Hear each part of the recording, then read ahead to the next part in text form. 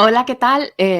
Estoy muy contenta hoy de este vídeo que vamos a hacer, que voy a hacer una entrevista con Paula Psychology, que seguro que las personas que estéis viendo este vídeo la vais a conocer sin duda, aunque ahora le voy a dejar que se presente ella misma y vamos a estar conversando sobre temas de no monogamias como muy encarnados desde nuestra propia experiencia personal y en el caso de Paula también profesional. Así que, sin más, te doy las gracias por compartir este espacio conmigo, Paula. Y nada, preséntate y comienzo con las preguntas. Genial, pues lo primero, muchísimas gracias a ti por invitarme, porque siempre es un placer todas las colaboraciones que hemos tenido y cuando me ofreciste eso fue como, por supuesto. Y nada, para quien no me conozca, yo soy Paula Psychology en Instagram, Paula Delgado en la vida real, y soy psicóloga especializada en psicología forense, pero llevo 5 años con un colectivo de poliamor aquí en Salamanca. Y me cambió tantísimo la vida que me cambió la dirección laboral, básicamente, y ahora trabajo más dentro de la perspectiva de no monogamias, feminismo, LGTB, QIA, y he dejado las cárceles, que era mi objetivo principal, a un lado. Así que nada, si hay algo más que quieras saber, pregúntame, pero las presentaciones son lo de menos, ya me iréis conociendo en la entrevista. Perfecto.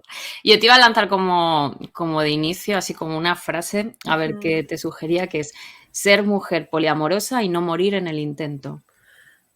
La verdad es que es difícil no hacerlo, sobre todo cuando eres no monógama antes de saber lo que son las no monogamias. No sé si a ti te ha pasado, de que siempre tienes como esta manera de relacionarte que es distinta, pero todavía no le sabes poner nombre ni tienes herramientas y a mí al menos eso me ha costado bastante.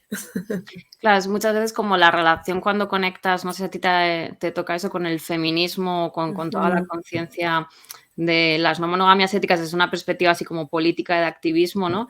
ujú. Que parece que lo complejiza todo mucho más. Y yo siempre también me pregunto, es una pregunta como muy burda que me ha venido ahora, ¿no? Si ser feminista disminuye como la capacidad de follar o de iniciar una relación. Yo creo que no necesariamente, pero sí nos pone filtros. Y menos mal, también te digo, ¿eh? Porque es como la gestión emocional también te pone muchos filtros a la hora de las relaciones que aceptas, de cómo expresas tus necesidades, de en qué punto dices que no. Y yo creo que con el feminismo nos pasa un poco esto, ¿no? No sé, yo por ejemplo tengo la sensación de que antes aceptaba de manera automática en mis relaciones determinadas conductas y determinadas dinámicas, que gracias al feminismo es difícil, que tengo más difícil ligar y que siento que tengo como muchos más filtros y a veces que me siento incluso como súper exigente, pero luego las relaciones que tengo creo que sí consiguen ese fin de aportarme un poquito más, ¿no? Yo estoy de acuerdo, es como la pregunta era así un poco como trampa y siempre me gusta como lanzarla, pero lo que has dicho tú, qué bien, y gracias, ¿no?, a toda esta conciencia, Ujú, feminista que nos hace ir a las relaciones, yo creo, como con más cuidadito para no salir como claro. más rotas de lo que muchas veces ya salimos.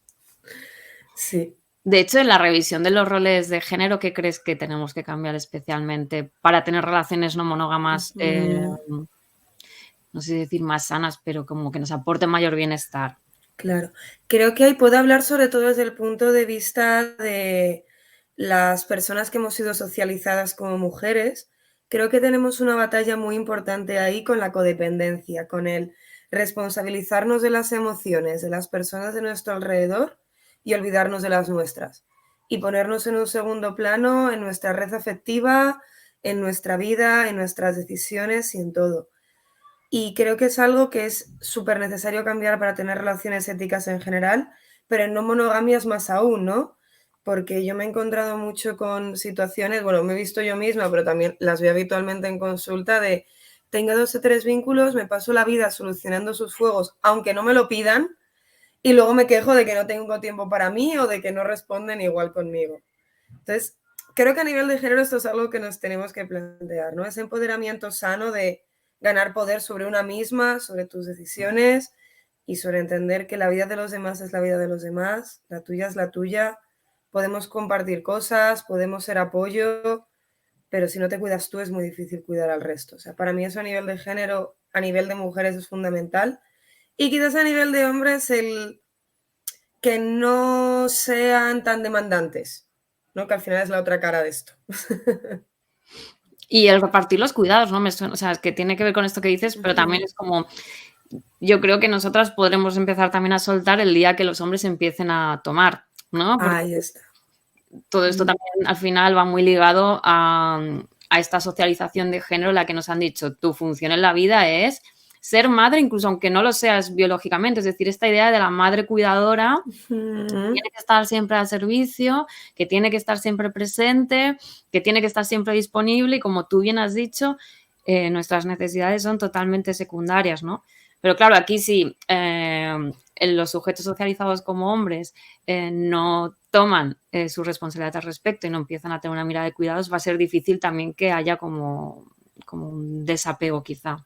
Totalmente, y me ha gustado mucho la expresión que has utilizado de madre sin serlo, porque es cierto que muchas veces nos sentimos así en las relaciones y al final creo que llevamos mucho esa carga organizacional, que es lo que a lo mejor eso, las personas que han sido socializadas como hombres tienen que empezar a ser más proactivos en ella.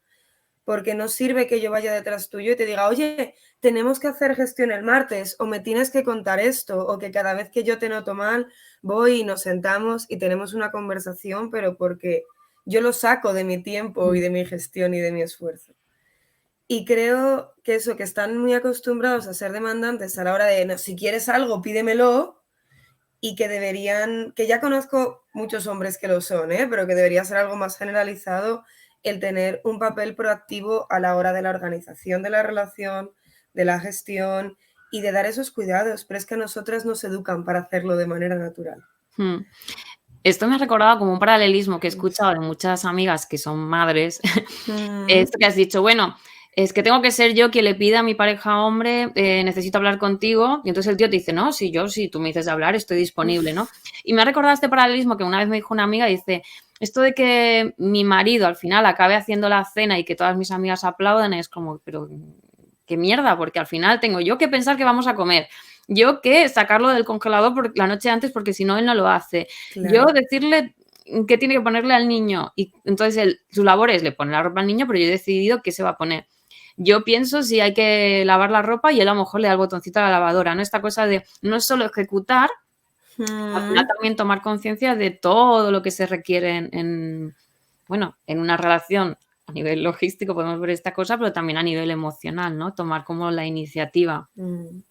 Sí, porque muchas veces satura el tener que expresar necesidades en relaciones que a lo mejor para nosotras son básicas, ¿no? Y ver que no es lo típico de si lo tengo que pedir ya no lo quiero, porque si no lo pide, pues la gente no va a saber lo que quieres, pero sí que cuando ya es una conversación que has tenido, el que la otra persona no asuma el, oye, pues sale de mí llamarte, sale de mí contarte esto, sale de mí cuando noto que hay un conflicto en la relación, sentarme a hablar contigo en vez de esperar a que tú lo notes y que vengas tú. Efectivamente, hasta que no haya esa repartición, no solo en la ejecución de los cuidados, sino en la carga organizacional, yo creo que vamos a seguir teniendo ahí conflictos a la hora de cómo afectan los roles de género. ¿No? Y esto solo en el mundo binario. Cuando nos metemos en el no binarismo ya es otra historia distinta.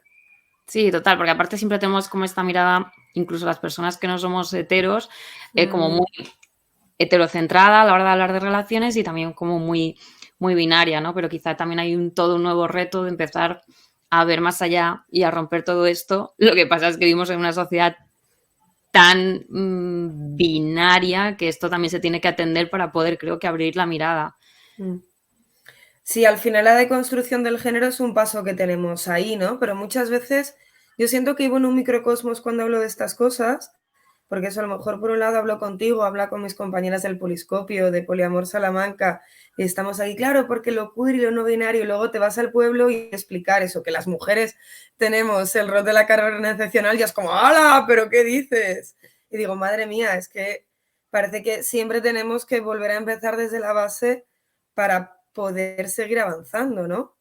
Y respecto a lo que decíamos, algo que, por ejemplo, me he dado cuenta en estos años es que las mujeres que somos bisexuales y no monógamas, o relacionado con esto de la codependencia y de la carga organizacional, pero me han transmitido muchas veces me responsabilizo más cuando mis relaciones son hombres que cuando son mujeres, ¿no? Como siento más libertad cuando me relaciono con mujeres. Parece que no tenemos esta carga impuesta de antemano.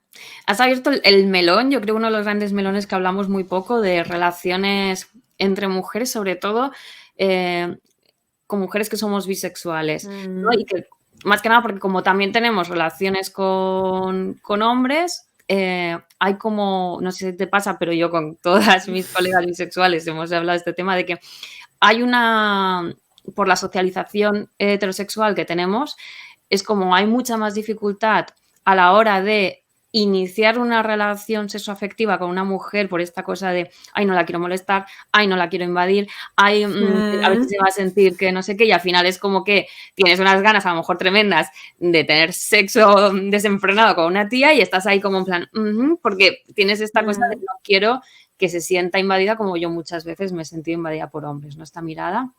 En cambio, luego, como también has comentado, cuando se establece una relación, hay una mayor comodidad en general, creo que tenemos muchos menos miedos, más tranquilidad, más confianza en lo que realmente se nos dice, es lo que hay, más facilidad para cuidar y sentirnos cuidadas, es como que todo es de otra manera, ¿no? Pero hay este gran hándicap también hay por un lado como este maternaje en las relaciones de mujeres, pero una falta también que a mí me parece también curiosa y digna de analizar, también del deseo entre mujeres que somos bisexuales, de cómo gestionamos eso y cómo lo abordamos. Sí, es un tema complicado y creo que has dado en el clavo con lo de no querer ser invasivas. Como el único modelo que tenemos de ligar es el heterocéntrico desde la masculinidad, creo que realmente nos cuesta encontrar muchas fórmulas que se salgan de ahí, ¿no? Y es como, no quiero reproducir esto, pero ¿cómo hago un acercamiento romántico sexual sin reproducir las únicas herramientas que tengo? Que a lo mejor es eso, una indirecta de cierto tipo o algo que a lo mejor con hombres nos sale de manera mucho más natural. Y sin embargo con mujeres te lo piensas, ahí como, Y a mí me pasa también eso, con mujeres y con personas no binarias me corto mucho más a la hora de no ser invasiva, de no avasallar, y sin embargo con hombres como parece que te puedes permitir ir a saco y sabes que no te van a poner esa barrera. No sé si esto dice algo muy bueno de ellos tampoco. Yo creo que dice mucho de la socialización también tan, ¿no? Tan cuadriculada que tenemos y los roles tan binarios, ¿no? De decir, mujer, te toca hacer esto, hombre, te toca hacer esto, pero claro, de repente cuando pones a dos mujeres juntas y luego también, claro, no es mi relato, pero a dos hombres también juntos, pues se producen bastantes cortocircuitos. Y es lo que tú dices, yo creo que nos faltan nuevos imaginarios sobre el ligar, pero incluso también, y esto lo comentaba el otro día con un colega, incluso cuando se están revisando también la masculinidad, también necesitamos nuevos relatos del ligar heterosexual o, bueno, entre hombres y mujeres que sean bis, porque parece que también que si no te encuentras con el típico hombre que te viene a abordarte, que te viene a buscarte, dudas de si hay interés, porque es lo que has aprendido. Claro. Sí, es que nos metemos en estas dinámicas sin darnos cuenta, ¿no? El decir, el espero a que sea el tío el que dé el primer paso, que dices, joder, esto parece de los años 50, 60. Y sin embargo, muchas veces lo es, ¿no? Lo típico, después de dar un número, parece, ay, me tendría que escribir él. No, y yo creo que aquí es donde sí podemos crear maneras de cambiar esa forma de ligar, ¿no? El ligar a lo mejor desde los cuidados, desde ser tú quien pueda preguntar al día siguiente qué tal estás, incluso decir cosas bonitas, que no sé si a ti te ha pasado, pero parece que hay un miedo enorme al principio de las relaciones en decir cosas que sean bonitas o emocionales, porque parece que eso es meterte en la escalera social.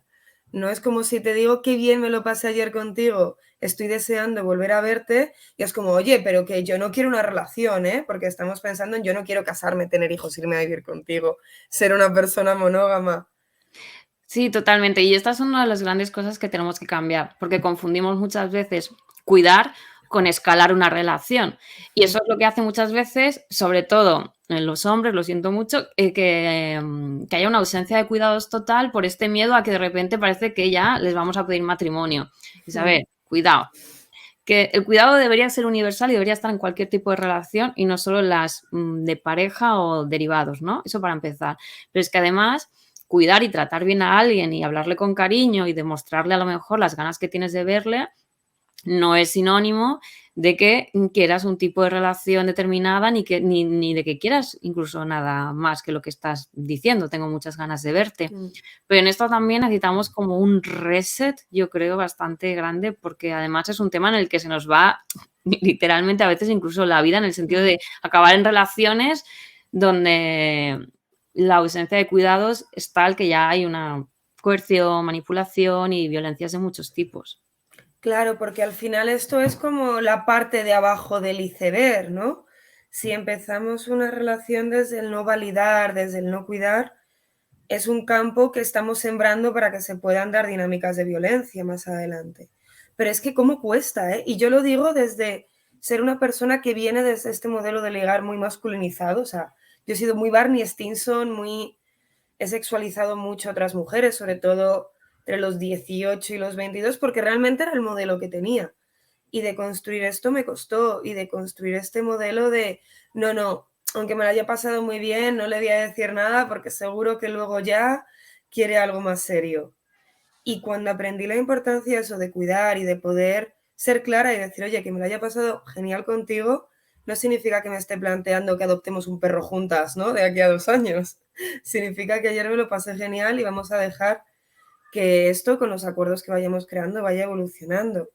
Para mí fue un descubrimiento, o sea, que me voló la cabeza y cambió totalmente mi forma de ver no solo mis relaciones sexo-románticas, ¿no? Sino la manera en que me relaciono con mi red afectiva en general. Sí, porque parece, no te da la sensación, o no sé si te has preguntado alguna vez el por qué nos cuesta tanto relacionarnos bien, ¿no? O sea, y ya hablo un poco en general, ¿eh? De relaciones de cualquier tipo, no me refiero solo a las sexoafectivas, lo que pasa es que cuando hay un poco como lo íntimo, lo sexual, parece que todavía se complica mucho más. Pero, ¿por qué nos cuesta tanto? Pues no sé qué opinas tú, pero yo creo que le tenemos miedo a la vulnerabilidad desde que somos pequeñas, porque vivimos en una sociedad que al final le interesa, aquí me voy a poner un poco anticapitalista, pero es que al final le interesa que reprimamos nuestras emociones y que seamos sujetos que van automáticamente, y cuanto más metidas en sus propias movidas y menos pendientes del panorama social, mejor. Entonces yo veo que, por ejemplo, a los niños, a las niñas, a las niñas y a los adolescentes se les invalidan muchísimo sus emociones, y desde ahí aprendemos a que a veces expresarnos supone un conflicto para los demás, ¿no? Lo típico de que vas a contar tu drama adolescente con 15 años a tus padres y te dicen, ¡ay, el pavo que tienes! Es que desde luego, sí, claro, desde mi visión de adulta, venir llorando porque mi amiga hoy ha venido a clase con una sudadera del chico que me gusta también puede ser una tontería, pero en ese momento era mi drama, ¿no? Y cuando te acostumbras a esas invalidaciones desde que eres pequeña, eso llegas a la adultez sin saber la importancia, ¿no?, que tiene realmente la vulnerabilidad y la afectividad. Nos relacionamos, creo que muchas veces desde las expectativas, más que, y desde la intimidad muy ligada al sexo. Y otros tipos de intimidad parece que nos dan como un miedito. Sí, bueno, estoy de acuerdo. Además, creo que todo esto también deriva mucho de una falta de educación emocional y también sexual, ¿no? Porque es lo que tú has dicho, enfocamos todo como a este objetivo de hay que follar, pero el follar lo tenemos muy poco hablado y muy mal hablado. Es decir, como que Sí. luego entendemos que el sexo es un pene que se mete en sitios y eso es sexo. Es decir, si no hay un pene que se mete en sitios, todo lo demás son como sucedáneos de aquella manera. Y entonces también nos cuesta muchísimo hablar de lo íntimo, de qué esperamos o qué significa para nosotras la sexualidad, como tú bien has dicho al final también de lo vulnerable.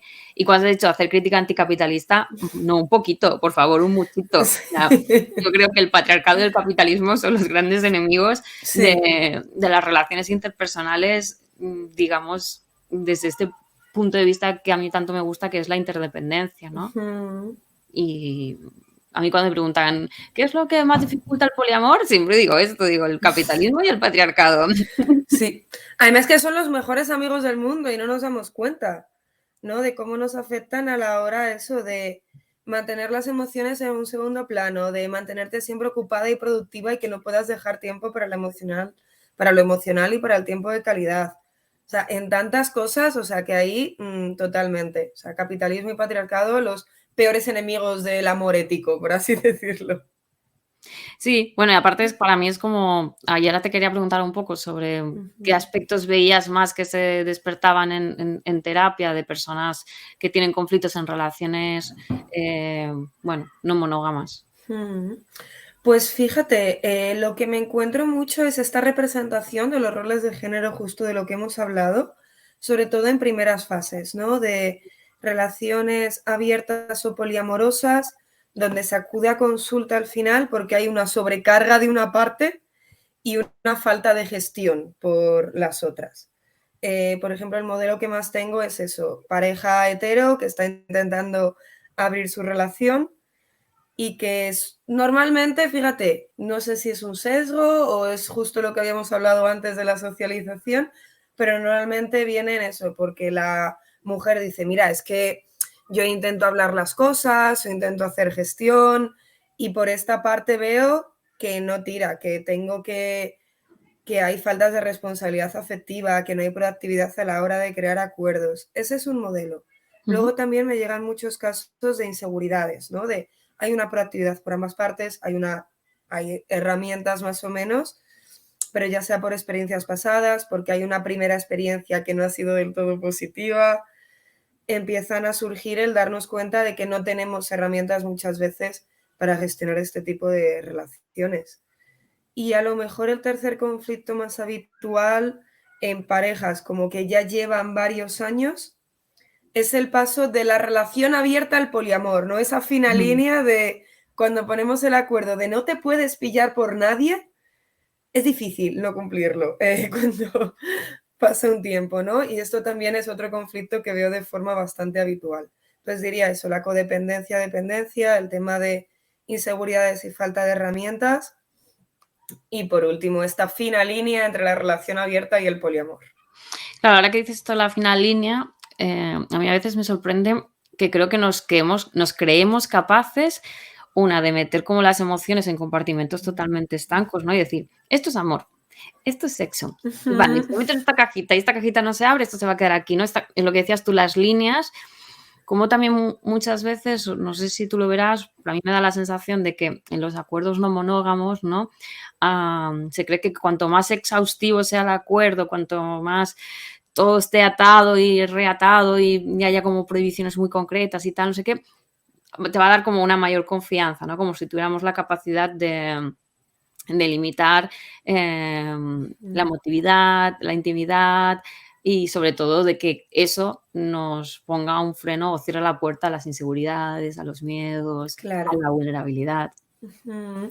Ahí está, nos intentamos proteger a toda costa muchas veces con acuerdos que son un poco absurdos porque yo siempre lo digo, no hay que gestionar cosas, o sea, podemos tener una visión amplia de cómo gestionaríamos eso si pasara, pero no crees acuerdos específicos sobre algo que puede o no pasar en un futuro, porque tú no eres la misma persona ahora que vas a ser si al final pasa eso en un futuro, ni tienes las mismas herramientas, ni tienes las mismas necesidades.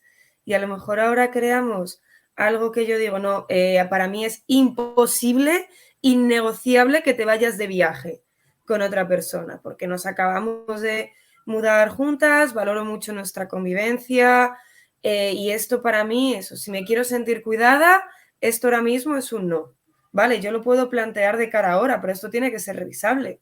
Porque a lo mejor cuando llevemos 3 años viviendo juntas es, por favor, vete de vacaciones un fin de semana con, con mi metamor, ¿no? Y déjame la casa para mí. Entonces, creo que estoy de acuerdo que muchas veces intentamos encajonar demasiado cosas y ser poco flexibles y esto no suele funcionar con las emociones. Vale.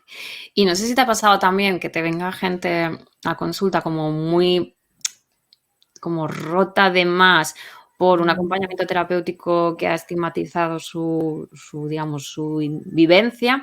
Pero independientemente si la has tenido o no, sí que me gustaría saber tu opinión sobre qué crees que es el gran estigma o la gran violencia que la clínica mainstream o normativa ejerce sobre las personas en los márgenes.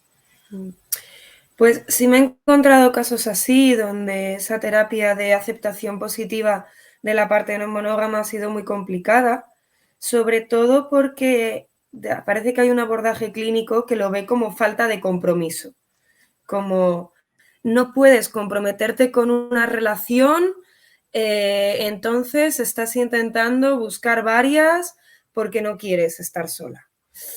Y creo que hay que tener cuidado con este discurso, porque efectivamente, a ver, el poliamor no es un mundo que una vez entras no haya problemas y podemos tener conflictos de validación, de buscar constantemente NRs, muchísimos temas.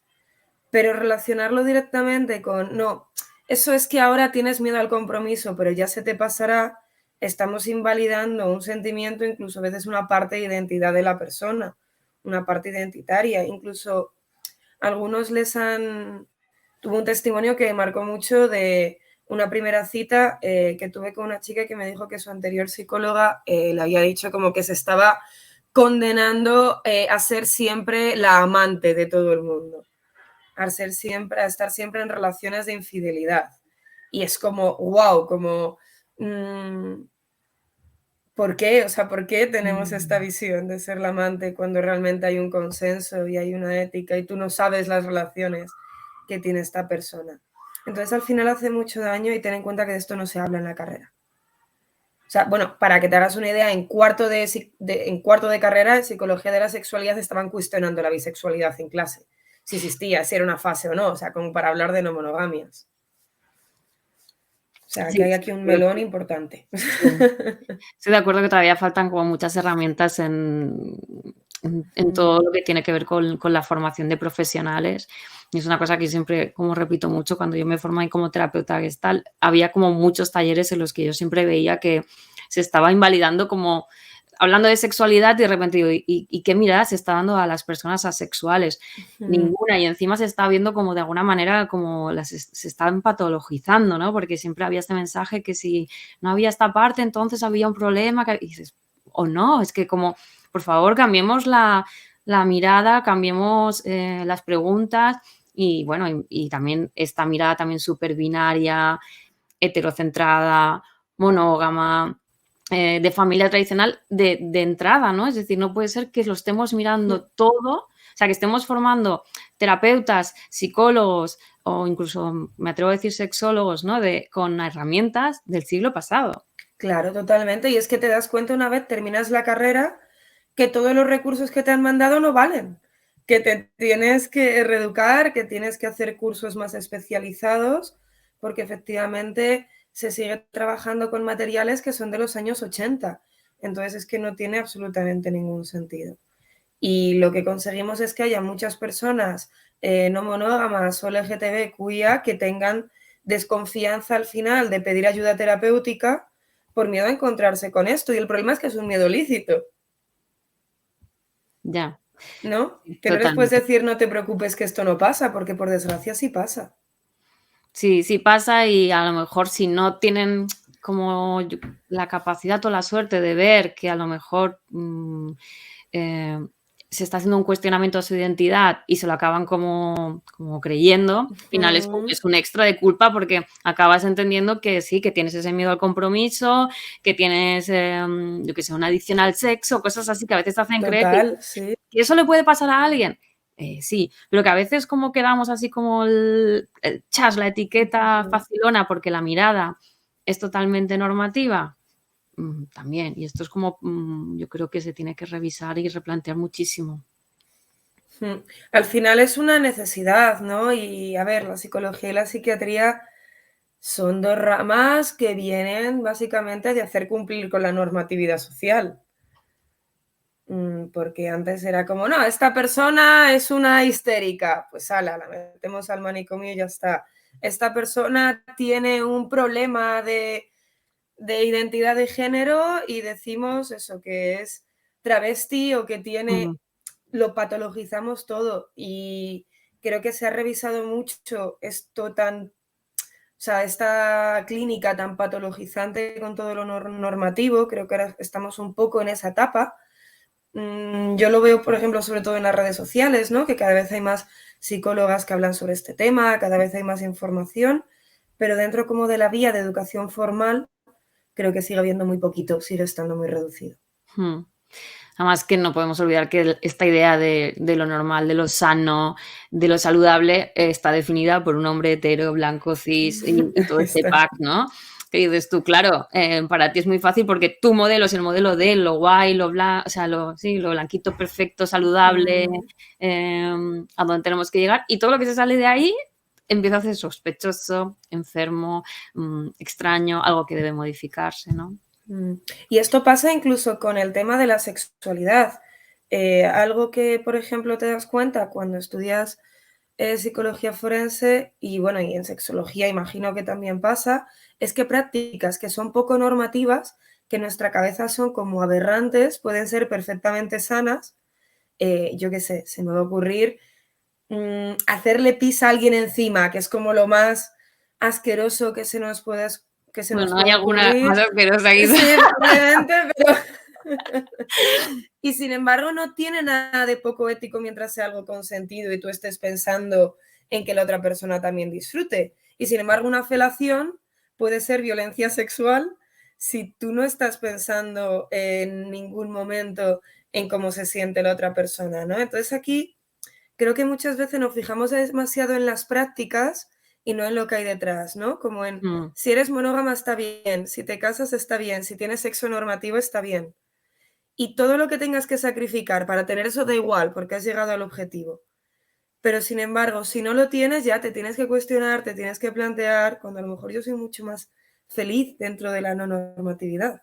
Sí, que no se está viendo el bienestar del sujeto, sino en plan de: "Uy, en esta casilla no la conozco, pues esto tiene que estar mal", porque que te meen en la cara, eso, vamos, no puede ser sano. Y decir, Claro. pues si a mí me excita, a la otra persona le excita, nos encanta hacerlo y estamos súper contentas con esta práctica, ¿quién eres tú para decirnos que esto es como una perversión o que de repente es que eso de pequeña te meabas en un invento, te meabas en la cama y ahora por eso Sí. te gusta? Estas cosas así raras que a veces se plantean. Ujú. Pero te recojo una idea que has dicho, que me ha venido a la cabeza una pregunta, esta cosa que me comentabas de que vino una mujer que le habían dicho que se estaba como condenando a ser la eterna amante, me conecta con una visión de cierto sector del feminismo que piensan que el poliamor es, digamos lo que digamos, es un invento de los hombres para follar más, ¿no? Y que las mujeres no pueden estar bien o no pueden sentirse a gusto en el poliamor. ¿Tú cómo Ujú. ves esto? ¿Cómo lo...? Bueno, creo eso, que cuando hablamos de algunos sectores del feminismo también hay que ser cautas, ¿no? Porque yo, sobre todo estos mensajes anti-poliamor, también me los he encontrado de sectores que curiosamente tampoco son muy LGTB friendly, ¿no? Entonces ahí hay como un feminismo radical con el que yo comulgo también y estoy súper de acuerdo, pero creo que muchas veces eso, nos centramos demasiado en la teoría y se nos olvida el escuchar a los individuos. Y efectivamente puede haber una parte de consumo de cuerpos, de personas que utilizan el poliamor para valerse, como hemos dicho antes, por supuesto. Pero también fíjate, la mayoría de libros que conozco sobre poliamor están escritos por mujeres. La mayoría de divulgadoras que conozco sobre no monogamias sois mujeres. La mayoría de personas sobre los que yo he aprendido y he tenido debates a este nivel están muy fuera de ser ese hombre cisetero que solo quiere ligar más. Entonces, ¿puede haber ese sector? ¿Puede existir? Por supuesto. Pero creo que la gran mayoría de las personas no monógamas no comulgamos con él ni entramos dentro de él, ¿no? Sí, esto que has dicho es súper interesante porque además es cierto. Es decir, Ética Promiscua lo escriben 2 mujeres, Opening Up también es una mujer, Claro. es decir, como lo que hay muchísima divulgación al respecto, ¿no? Y casi toda o gran parte está hecha también por personas que se identifican como mujeres, es decir, como, Mm. bueno, es como una especie de como o sea, como contrastar esta afirmación con una mirada más Claro, más objetiva empírica. de de alguna manera. Claro, y busca en Google libros sobre no monogamias y mira a ver si te aparecen y si realmente son hombres cis heteromonógamos los que los están escribiendo, porque la realidad es que no.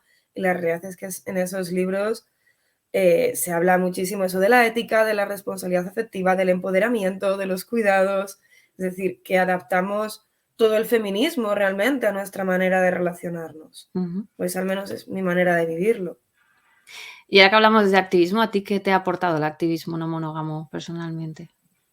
A mí muchísimo. O sea, ya te digo que yo antes era como el ejemplo de todo lo que no había que ser en las relaciones, porque tenía muy claro que no quería algunas expectativas, pero no sabía cómo gestionarlas. Tuve algunas experiencias realmente terribles. Y, y cuando empecé con esto me sirvió primero para darme cuenta de que no estaba loca y no estaba pidiendo ninguna barbaridad, porque yo siempre me había sentido como, ¿por qué no puedo hacer las cosas más fáciles a la gente con la que me relaciono? ¿Por qué no puedo ser esa novia de quedo contigo los domingos y vamos a ver a la familia y no me planteo quedar con otra persona ni irme a Islandia a vivir en 2 años? ¿No? Porque yo no le puedo prometer a alguien, yo te voy a querer siempre, porque sé que mis sentimientos cambian y te puedo prometer que no te voy a mentir, pero no que siempre te voy a querer, porque las conductas las controlo, pero el otro no. Y el activismo, a mí a nivel personal me aportó mucho eso, el ayudarme a aceptarme, a entender que había más personas que estaban pasando por el mismo proceso que yo y para aprender cada vez más herramientas que me han servido en mis relaciones y luego para construir una red estupenda, eso de un montón de profesionales, pues como tú, ¿no? Que ni loca me imaginaba que me podía encontrar con gente que también hablara de estas cosas y con tanto nivel y tanto conocimiento y tanto respeto. Y descubrir cuentas como la tuya, por ejemplo, para mí fue increíble y realmente me ayudó muchísimo, no solo a nivel de trabajo, de cómo enfoco las sesiones o de cómo enfoco el asesoramiento, sino de invertir en mí y en mis relaciones y mi crecimiento personal. Te lo agradezco, yo también creo que tu cuenta es súper potente y generas unos contenidos de muchísima calidad y además como muy prácticos, que a mí me gustan Mm, mucho. Y, y a mí también me ayuda muchísimo tu cuenta y estoy como muy contenta de haberte encontrado y de poder estar aquí hablando contigo. Para mí es como, ujú. jo, qué gran honor, te lo digo con todo el corazón en la mano. Y, y qué bonito también, pues que podamos ser mujeres, pues lo siento, pero sí, qué bonito que vamos a ser la gran mayoría mujeres, porque además las cuentas que más sigo y más me influyen Mm, están hechas por mujeres. Las que podamos estar como de alguna manera liderando mm. ciertos tipos de debates, porque ya creo que nos toca también que se nos empiece a escuchar la voz o al menos ser una de tantas voces, ¿no? Claro, creo que sí, últimamente se está empezando a hablar más de las no monogamias, un poco todavía desde lo mainstream, yo creo, ¿no? Desde, hey, esto existe y no es tan terrible como te lo habían contado. Pero creo que es un debate que en los próximos años va a empezar a crecer más y que necesitamos, por ejemplo, hablar del debate legal, ¿no? De qué pasa cuando eres una persona no monógama que no tienes protección ninguna con tus vínculos. Solo puedo elegir a una persona de mis vínculos para que venga a verme al hospital o para que se coja la baja si me pasa algo o no, y creo que sí son debates que de la cocrianza también, creo que son cositas de las que tenemos que empezar ya a hablar en serio en estos años. Claro, eso es un gran temazo, ¿no? Que y a mí siempre me viene esa cosa de, ¿modificamos el sistema o nos cargamos el sistema? No tengo muy clara la respuesta, la verdad, porque hay veces que también pienso, ¿y por qué? No, porque esta mirada también es como muy de refuerzo del parejocentrismo, ¿no? Esta idea también de no casarte solo con una pareja, sino poder casarte con varias. Mi Mm, idea es, ¿por qué le damos más? ¿Por qué no podría ser que un amigo, una amiga del alma pudiera venir a visitarme? ¿O por qué no me puedo coger yo vacaciones para irme, o sea, esos 15 días que se dan de la boda, por qué no me los podría coger con una amiga para irme a claro. hacer un viaje porque nos apetece simplemente, ¿no? Que también creo que sí que es verdad que tenemos que adquirir mayor protección, pero ser también como tener una mirada crítica de no, yo creo que no volvernos a chafar, o sea, no sé, como no meternos en el sistema y como encorsetarnos de nuevo, ¿no? Porque es Mm. como que si la mirada es simplemente quiero adquirir los mismos derechos que las personas heteros, ¿no? Que han tenido, dices, bueno, es que a lo mejor lo que tenemos que ver es que esta mirada monógama, heterocentrada y de una manera muy determinada es la que tenemos que deconstruir y Mm. ver cómo lo hacemos de otra forma para que no haya personas y vínculos que se queden en los márgenes. Es un Sí. debatazo, ¿eh? Pero La verdad que sí. Y es muy interesante porque eso, por ejemplo, con la lucha por los derechos LGTB ha pasado un poco lo mismo, ¿no? Se les ha empezado a aceptar más cuando han entrado dentro de estas estructuras monógamas. Cuando son gays ricos que visten súper bien, tienen trabajos estupendos, adoptan, tienen perro y cumplen el pack, les vemos realmente como una familia y una pareja. Entonces yo ahí igual tengo la misma duda y no tengo como una respuesta clara de qué habría que hacer, porque yo siempre soy poco nihilista de hay que destruir para construir, pero madre mía, ahí nos queda trabajo por hacer. nos queda muchísimo. Y luego yo creo que también una cosa, ahora Ujú, que has dicho esto del, ¿no? del hombre gay con una manera de físico, ujú, se me ha venido como la mirada de la belleza normativa y el edadismo, ¿no? El tema de la juventud, aparte de la blanquitud. Tenemos ujú, muchas, yo creo que muchos ejes o muchas intersecciones con, ¿no? con lo afectivo, con lo sexual, sí. que creo que tenemos que empezar a cuestionar y a revisar porque es como que no forman parte del imaginario colectivo. Mm. Totalmente, y con lo jerárquico igual. Creo que viviendo en una estructura, aquí volvemos un poco con el anticapitalismo, pero es que es así. Viviendo en un sistema jerárquico, ¿cómo nos podemos proponer tener relaciones no jerárquicas, sabes? Es muy difícil cuando te deconstruyes toda la parte de yo no te debo nada por ser tu pareja, ni existe una jerarquía de nosotros respecto al resto del mundo, ni de ti respecto a mí. El luego ver esa jerarquía en tu entorno de trabajo y decir, wow, ¿qué está pasando? Y creo que aquí hasta que no deconstruyamos esa parte más emocional, esa parte de poder relacionarnos sin tanta jerarquía, sin tantas normas, Mm. sin tantas expectativas, tampoco vamos a poder avanzar en lo social. Entonces, al final, la educación emocional es algo que va más allá y que es muy político en el fondo también. Sí, estoy de acuerdo que tienen que cambiar muchísimas, muchísimas, muchísimas cosas Mm. y no sé, has comentado lo del yo no te debo nada, ¿no? Como, pero para mí sería más nos compartimos y nos ayudamos mutuamente, ¿no? Porque ¿no? Ujú. hay veces también esta mirada de muy Del desapegada, que individualismo, vuelve a ser sí. también como individualismo extremo, también muy vinculado a este Mm. sistema capitalista, pero que nuevamente vuelve a ser como muy complejo llevar a la práctica cuando tenemos trabajos que nos exigen estar produciendo porque no podemos pagarlos, porque si no, no pagamos los alquileres, Mm. no podemos, porque es comer sano, sí, el comer sano vale una pasta. Tienes que vivir en una gran ciudad porque eso es más cool, eso es carísimo. Tienes que hacer Mm. no sé qué, vestir a la moda, estos mensajes que nos llegan por todos lados y que exigen mucho dinero, por tanto, mucha producción, por tanto, poco tiempo libre, por tanto, poca capacidad de estar con tu gente y Claro. cuidarla y cuidarte. Y esto es Mm. como, o lo dinamitamos o lo vamos erosionando o va a ser complejo Mm. también de practicar otro tipo de relaciones, como bien comentabas.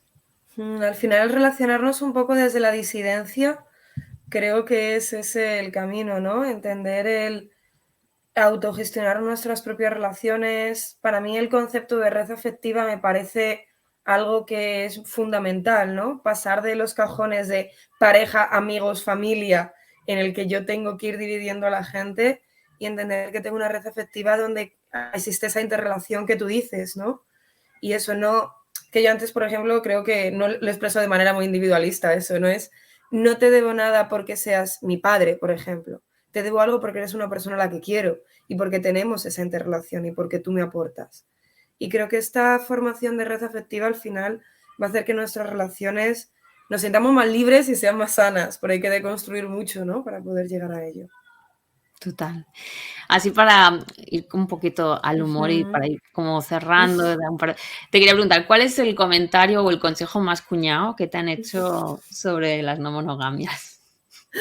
Ostras, aquí he tenido muchos, porque ya te digo que yo empecé a tener relaciones no monógamas un poco sin saber lo que eran, y cuando llegué aquí a Salamanca estuve casi un año de relación en una trieja, básicamente. Íbamos a todos lados juntas, a las cenas familiares, a los viajes, a las comidas, y nos encontramos con muchísimos comentarios. Lo más cuñado, así que yo decir, socorro, éramos una trieja que era un chico y otra chica y yo, y siempre que nos estábamos de fiesta y nos íbamos las tres juntas a casa, a él casi le coreaban. Era como, qué bien, tío, no sé qué. Y era como, primero, a lo mejor no vamos a ver una peli, ¿sabes? Pero segundo, que nosotras también estamos en la ecuación.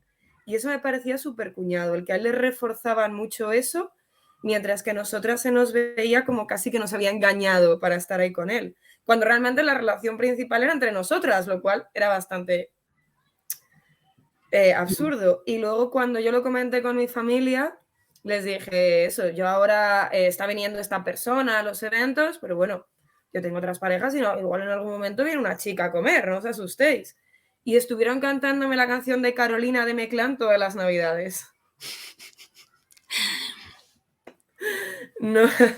Entonces, creo que se lleva mucho desde el humor, que no hay tanto estigma ni tanto prejuicio, ¿no? Ah, bueno, y ahora te cuento otra que me pareció maravillosa. Ni tanto prejuicio como con lo LGTB, pero que se lleva desde el humor, desde el no tomárselo en serio. ¿No? Y eso, hace poco estaba también así en un bar diciendo, sí, yo hago charlas de poliamor. Y me dice un chico, eso es lo de los antifaces, ¿no? ¿Eh? No entiendo. Porque él se debía imaginar las fiestas swingers donde va la gente con la cara tapada. Vale. Y yo le dije que sí, que era de los antifaces y que además dependiendo de tu nivel de no monógama tenías un color u otro. Entonces que se informase, que era muy interesante. Sí, todavía yo creo que en el imaginario mainstream hay muchísima confusión entre el mundo swinger, que tiene más visibilidad y las relaciones no monógamas, ¿no? Que pueden ser muy variadas.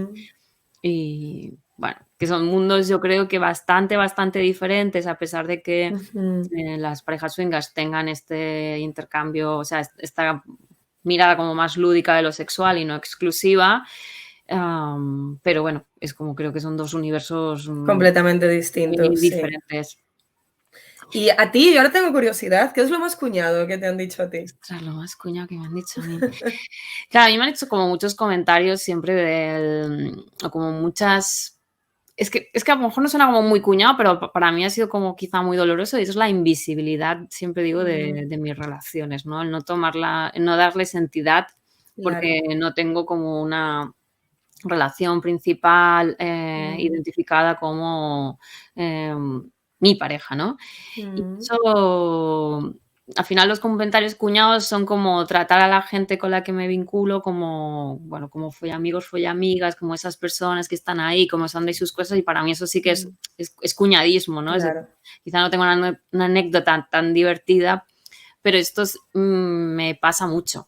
Me pasa mucho que en el fondo es, bueno, pero entonces tú no te has enamorado nunca de verdad, ¿no? Es como... Wow. Sí, es que es súper invalidante. O el como excluirme automáticamente, ¿no? De cualquier mirada de proyecto de vida, ¿no? En el sentido de que imagínate, grupo de colegas monógamas que a lo mejor están hablando de sus proyectos de vida monógamos y como a mí no me identifican, presuponen que eso no va conmigo, cuando a lo mejor, yo qué sé, decido tenerlo con alguien con quien... Claro.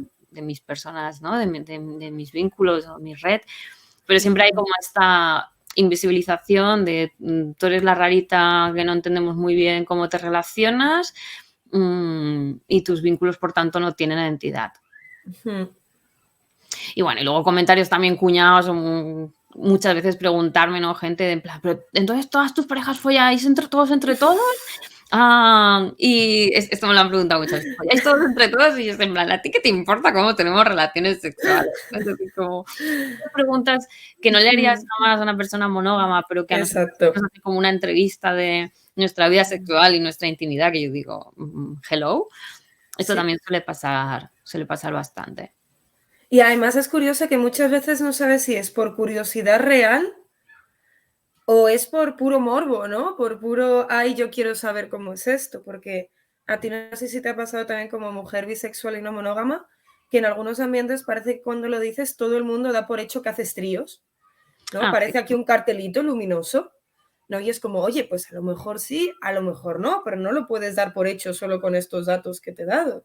Y creo que efectivamente eso, esas invalidaciones, el llevarlo todo al sexo, bueno, tú tienes muchos rollos, pero en realidad no estás con nadie, acaba doliendo, porque no son vínculos eso, que sean follamigos o que sean rollos. Sí. Mi otro comentario cuña, es que ahora me voy acordando de cosas. Liarme, o sea, tener una cita con un tío hetero, así como más de carácter sexual, y luego decirme, oye, pues podríamos hacer un día un trío. Y yo así como seguirle el juego, y yo, ajá, sí. Y digo, ¿con quién? Y me dice, pues con una de tus novias. Y yo pensando, a ver, espérate. Tú te piensas que yo, una mujer con la que tengo una relación íntima, es un objeto que te digo, venga, va, pum, lo pongo aquí, vamos a hacer un tío. Eso me ha pasado también bastante, ¿eh? Es decir, lo de tíos que presuponen que como no soy monógama y tengo relaciones con mujeres, pues que pueden acceder a hacer un trío con cualquiera de ellas, así como, no sé, como quien juega al parchís, no sé cómo decirlo, ¿no? Sin tener en cuenta ni el consentimiento de la otra persona ni nada. Sí, es que la cosificación en la relación con dos mujeres es brutal. O sea, parece eso, que las mujeres bisexuales o lesbianas estamos hipersexualizadas. Y yo he vivido, no sé si a ti te ha pasado, pero he vivido experiencias con mis parejas chicas que jamás me ha pasado con un chico, de estar besándonos en una discoteca y que venga alguien y le toque el culo y me diga, ¿me la dejas? Y yo decir... Sí. Yo también he estado como en relaciones, o sea, en una fiesta sexual, ¿no? Con una mujer y venir un tío en plan, ¿necesitáis ayuda? Sí, que te vayas 3 metros lejos. Que te alejes. Oye, Sí. que no, también ir por la calle con una mujer y que nos digan, qué desperdicio. O un día también, es que claro, a mí empiezan a salir comentarios cuñados. Un vecino de aquí de mi calle que me vio un día, supongo, entrar a mi portada con una tía y me para un día y me dice, oye, pues no hubiera dicho nunca con lo femenina que eras boyera. Y yo, hola, hello, ¿quién es usted? Aparte de imbécil. Es como, sí, hay como demasiadas, me está viniendo mucho cuñadismo. Que sí, es que a mí me ha pasado lo mismo. Te he dicho la primera y luego no paraban de venirse de situaciones. Porque creo que eso, como no es una presión tan directa, no es, sabes que a lo mejor esas invalidaciones que hacen sobre tus parejas no son desde la ignorancia, no desde que lo hagan hacer daño, lo acabamos normalizando esa mononormatividad. Pero realmente cuando lo piensas, se te pueden ocurrir seguro que 1.000.000 de situaciones de este estilo. Total. Y yo me queda también una pregunta que me venía así a la cabeza, es como cuando te presentas, sobre todo, digamos, como en una primera cita, cuando estás conociendo a alguien en un entorno también que puede ser incluso de, no sé, de trabajo, de amistad, de cualquier otro lado, y te presentas como mujer no monógama, ¿qué crees que se están, o sea, qué crees que realmente dejan de ver de ti, de Paula? Creo que cuando me he presentado así, sobre todo en primeras citas, de primeras ha sido como algo que se ha valorado mucho, como, qué guay, eres una tía que me va a dejar hacer lo que quiera, hasta que ha llegado el momento de la práctica y yo les he dicho, oye, este fin de no puedo quedar porque he quedado con esta persona. Y han dicho, que era verdad lo de que eres no monógama, o sea, que no... Como he sentido que no se lo tomaban en serio, que sentían que era algo que yo decía como por hacerme la guay o porque eso estaba en esa fase o no quería compromiso, pero nunca realmente se ha tenido en serio como parte de mi identidad hasta que no lo he tenido que luchar dentro de la relación. Y para mí eso ha sido algo muy doloroso, ¿no? Porque yo, por ejemplo, establezco relaciones que necesito conocer mucho tiempo a la persona, hacer las cosas despacio por lo general, etcétera, etcétera. A lo mejor puedo pasar 1 o 2 años sin que aparezca otra nueva persona que me atraiga. Y después de 1 o 2 años decirle a ese vínculo, oye, que es que ha aparecido esta persona, voy a empezar a quedar con ella, y que te digan, no, hombre, pero si eso era de antes de conocerte, es como, no, a ver, esto no desaparece. ¿Sabes? Que no esté quedando con una persona cada semana, con una persona al mes, no significa que esto desaparezca de mi identidad, igual que no desaparece la bisexualidad por estar con hombres. Esto que has dicho es súper interesante porque parece que una persona poliamorosa no pueda ser soltera, por ejemplo, ¿no? Es decir, como que si no tienes 50 vínculos al mismo tiempo, no eres poliamorosa. Y dices, bueno, pues como como nadie cuestiona la heterosexualidad de una persona soltera, pero parece que sí que se cuestiona la identidad relacional de una persona que no es monógama cuando no tiene múltiples vínculos, o lo que tú habías dicho de la bisexualidad, ¿no? Que parece que si solo te relacionas con personas de un género es como que entonces, si siempre te ven con mujeres, pues te van a decir que eres boyera, y si siempre te ven con tíos, que eres heterosexual y estas cosas, ¿no? Que dices, bueno, ¿y qué tendrá que ver la práctica con mi identidad?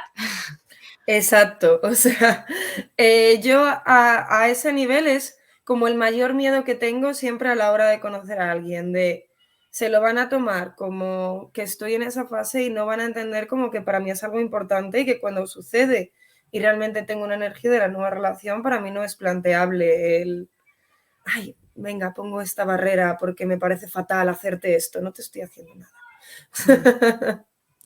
Gran frase, ¿no? Lo de que el poliamor y la bisexualidad no son una fase. Sí. Y que eso no significa que no existan eso muchas maneras de tener la práctica. Porque tú puedes ser una persona no monógama que lleva 20 años en una relación con exclusividad y eso no te quita lo no monógama, ¿no? Pero tenemos eso, parece que nos salimos de una caja a veces para meternos en otra. Y creo que también tenemos cuestionamiento que hacer dentro de no monogamias a este nivel. Total, yo creo un poco así como idea que me viene es como que tenemos que cambiar la mirada para que las personas en los márgenes no tengamos que estar constantemente saliendo del armario y recordando Mm, que esto sigue ahí, ¿no? Es decir, como que el hecho de que no lo estés visibilizando a través de una práctica todo el rato no significa que desaparezca, ¿no? Y es como qué claro. importante que cambiemos la mirada, qué importante Mm, que solamente cambiemos las preguntas y que dejemos de hacer que la gente tenga que estar continuamente sobreexplicándose, poniéndose en valor y recordando, ¿no? Que sigo siendo bisexual. Que claro. es que lo de no monógama es de verdad, aunque ahora mismo tengamos este acuerdo, Mm. que viene en este tipo de vínculo, ¿no? Esa parte, hace poco preguntaba en Instagram si las personas creían eso, que la identidad de ser no monógama es identidad o selección. Y había 50% totalmente. Porque sí, yo creo que hay una parte que no puedes evitar, que está ahí, que es ese cuestionamiento de la mononormatividad, ese sentirte fuera de lo que son las relaciones tradicionales, pero también hay una parte de decisión importante en cuál es realmente el modelo que quiero llevar con los recursos y las herramientas que tengo ahora. Porque a lo mejor a mí me encantaría tener 10 vínculos, 10 parejas en este momento, pero trabajo 10 horas al día, entonces sé que no les podría cuidar, ¿no? Como se merecen, ni podría invertir en esa relación lo que me gustaría invertir. Claro, pero nuevamente es como esta mirada, para mí va más de al final de a lo mejor no tener 10 parejas, sino no tener ninguna en esta mirada de decir, Mm, voy a ver cómo aprovechar mejor los recursos de tiempo, que igualmente al final también son reducidos y también es que si tuviera 50 amistades a las que quisiera ver todas las semanas a todas, es no que es podría, es decir, imposible, como que claro. como muchas otras cosas, es decir, que yo creo que Mm, también está, ¿no? Romper con esta mirada que es como multiplicar la monogamia, sino que a veces es mm, cuestionarla y mirarla desde otro lado, que hay muchísimos ángulos, ¿no? mm, totalmente. Y, o sea, han salido un montón de temas. Yo me podría tirar horas hablando contigo. Tampoco quiero Ujú, abusar más de tu tiempo, sino agradecerte todo este espacio y todas las ideas que has aportado y las reflexiones súper valiosas y que estoy convencida de que van a ser de utilidad a muchas personas. Así ujú. que muchísimas gracias, Paula. Muchísimas gracias a ti por este espacio, porque además, yo siempre ando a carreras y esta hora he estado como súper relajada, me han gustado muchísimo las preguntas que me has hecho y oye, yo encantada de repetir cuando quieras, porque efectivamente creo que han salido un montón de temas que son muy interesantes y que tenemos que hablar más, ¿no? Y que cuestionar dentro de no monogamias. Así que mil gracias por darme este espacio. Gracias y seguimos. Un besito. Un Chao. abrazo enorme. Adiós.